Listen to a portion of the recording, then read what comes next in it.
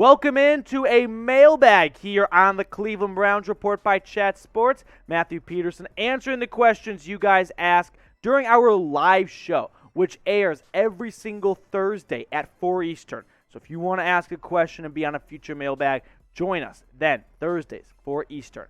This first question comes in from Joshua Miller.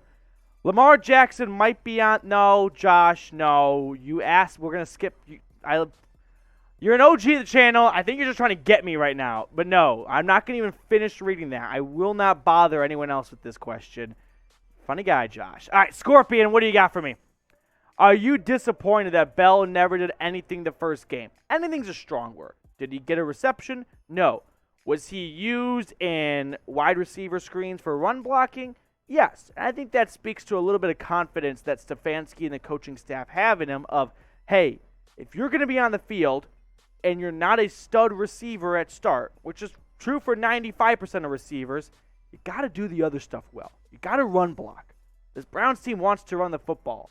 You cannot be a liability out there and have no effort on plays where you're not getting the football. Am I disappointed we didn't see more from him? Sure, because I believe in 18 and I want to see him flourish and, be the next Jarvis Landry slot receiver for this team. So in that regard, a little bit, but I'm not concerned. If I would answer your question, kind of modify it a little bit.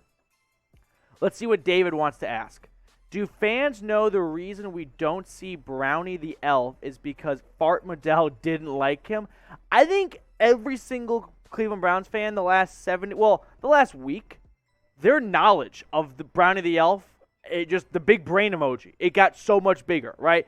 You knew about the guy, but if anyone ever asked you what the history is, you kind of had to go, I don't know. He's just kind of been around for a while. He was actually, I believe, the first logo going back to 1946.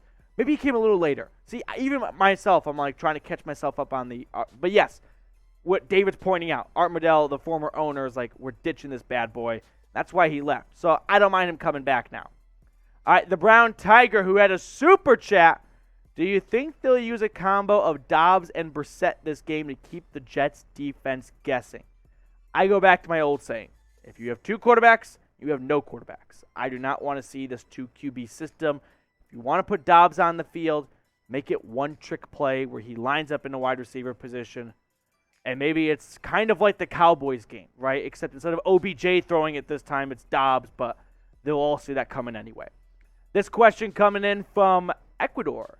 Who surprised you in week 1? Ooh, good question.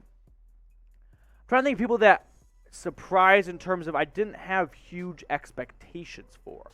What about Donovan Peoples-Jones? Because we never saw much of him in the preseason, and there was some concern, at least on my end, of what's going to happen if the Panthers block out Amari Cooper from this game and make the Browns' passing game one-dimensional, where it's DPJ, Schwartz, or Bell. Peoples-Jones, he necessarily didn't have the great yak yards after catch, but he also didn't get many passes that allowed that. Instead, he got some pretty difficult passes near the sticks, and he made some tough grabs look very easy. That's kind of a new game of Peoples-Jones we haven't seen, right? As opposed to being the speedster who can stretch the field from you. I loved what I saw out of him. I was a big fan of Peoples-Jones in week 1. I think this is just the beginning of what we're going to see out of him as a wide receiver 2 this year. Long-time viewer here at the Browns Report. Gregory, what's up, my guy? Do you think Emerson takes Greedy's spot full-time? This is a good question. Something we've talked about on the show. Now, Greedy Williams is on short-term IR. He's on IR. He'll be back most likely after his 4 weeks are up. 1 week in, 3 more games to go. If Martin Emerson plays well over those next 3 weeks, I don't see why the coaching staff would revert back to Greedy Williams, especially for this reason. Is Greedy Williams a part of this team's long-term plan in the secondary? Probably not, right? Greedy Williams balls out. Let's go down that route for a second. What does that do for the Browns? Makes him more attractive in free agency. Someone else gives him more money, the Browns get a better comp pick. Greedy Williams doesn't have a good season this year. Why would they bring him back then, right? From the Browns' perspective, it's kind of a win-win almost any single way you look at it, especially when you take into account that drafted Martin Emerson because they didn't have the money to give Greedy Williams in free agency if another team wants to dangle a multi-year contract in front of him. So I wouldn't be opposed to Emerson just kind of taking the job sort of full-time as long as he's not a train wreck. If he is bad over the next 3 weeks, then no, you put the better guy on the field. But if the two are kind of neck and neck, why not give Emerson those rookie reps since Greedy's not going to be around, in my opinion, after this season. But I want you all to predict the score for me while we talk about week 2 and even beyond that. Who do you got by how much? Browns, Jets, this Sunday from First Energy Stadium in Cleveland. Let me know what your score predictions are. Question coming in from JD Shirk. JD, why do you believe Cooper and Brissett struggled to connect in the first week? Let's go through. In fact, we can even pull up a picture. Let's go through a couple of Amari Cooper and Jacoby Brissett's passing catches, right? First off, there was one earlier in the game where Jacoby Brissett, or a little later, but regardless, Jacoby Brissett threw it to Cooper, who cooked his defender, was wide open in the end zone, and there was pass interference. Had that been caught for a touchdown, there's no PI. We don't have this question. But what about this play here? This is a good example of the timing needs to get better, and that comes with time. Amari Cooper is one of the best route runners in the NFL. We like to use that term loosely, I think, as fans. Of really good route runner. What does that mean exactly? It means right off the get-go, his defender has no idea where he's going. And Cooper beat his guy off the jump, and Brissett has him open. Now there is a one-high safety who is leaning towards Cooper's way. And unfortunately, Brissett on this pass put too much air underneath it, and it allowed the safety to get over and make a play on the ball.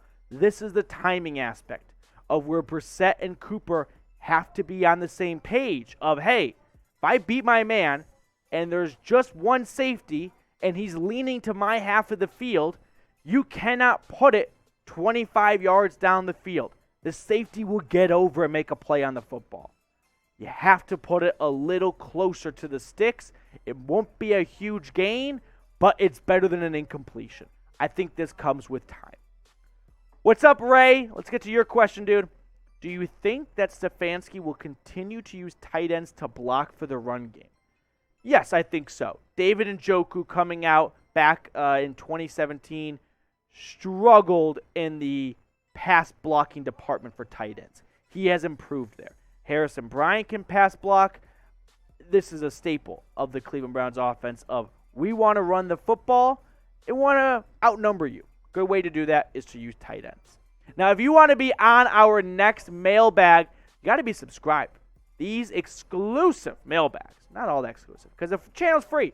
You just click that subscribe button. There's no pay this amount to be on the show or anything like that. No, it's a free YouTube channel. Make sure you subscribe if you haven't already.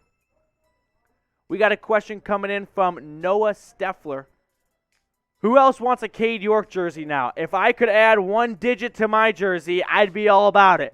I got my Amari Cooper jersey before the Cade York, the Yorker, and a number 3 jersey looks pretty dope. I look forward to seeing a ton of pictures from First Energy Stadium and the Mooney Lot of Cade York jersey sighting, because someone's going to have it without a doubt here. Now, we have some great jersey deals, by the way, which we can talk about in just a minute. But first, Josh asking, who was the most disappointing Brown this past Sunday?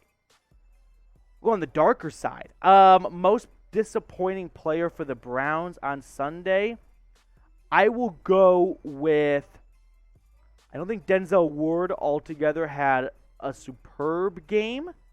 That's a bit nitpicky. On offense, I thought the offensive line, Jedrick Wills, I'm not as big as a hater as some other people are. He definitely has room to improve. I don't think anyone's going to argue against that. Most disappointing game, I'll cop out and I'll go Jacoby Brissett, right? He just missed one too many throws. You know, he had a lot of good and easy throws to make, and he missed them. And that's kind of the nature of Jacoby Brissett of he'll either harness it and tuck it and run, or he won't hit all the deep balls. I would have liked to have seen him hit one of those handful of opportunities. Now, if you want to hit on your picks, make them over at BetUS. Go to chatsports.com/bet. Use promo code Browns125 to get that 125% deposit bonus. And this is what I was talking about. Get a free Browns jersey. I kid you not. On us here at Chat Sports, we have Deshaun Watson jerseys. We have Myles Garrett jerseys. They are bursting out of our jersey closet here at Chat Sports. And all you have to do is get started with BetUS and email jersey@chatsports.com. I wouldn't lie to you guys.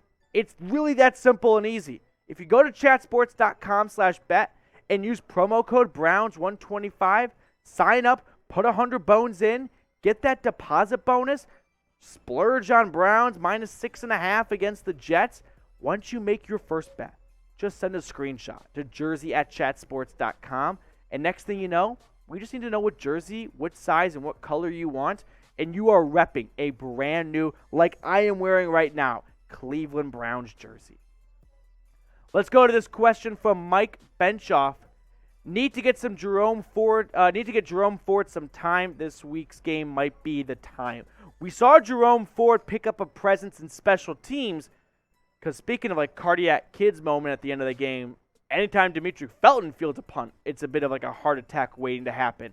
So might we see Jerome Ford, if there's one more slip up from 25, he gets some opportunities on special teams? And it's a little bit like any other profession, where if you do the little things and the dirty work right, you'll get opportunities to flash in the big moments in the backfield.